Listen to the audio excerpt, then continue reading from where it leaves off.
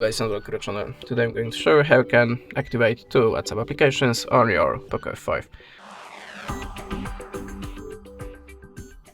So if you need the second WhatsApp app for the work, for example, if the supported contacts, numbers, message of course, go to the Play Store and tap on the search bar. Now look for the WhatsApp, and as you can see I have the WhatsApp Messenger installed, like you.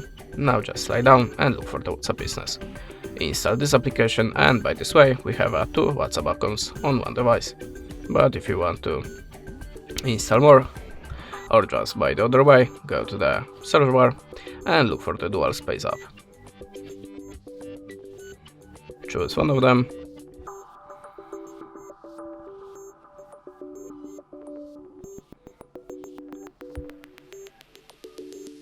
Decide that you want to get notification if you're installing it for the WhatsApp. It could be helpful, but I don't need to. And choose the agree and continue. Allow permissions, and now just tap on the WhatsApp icon to create the next WhatsApp application on your phone. And that's it. Thanks for watching. Leave us a subscribe or a comment, and goodbye.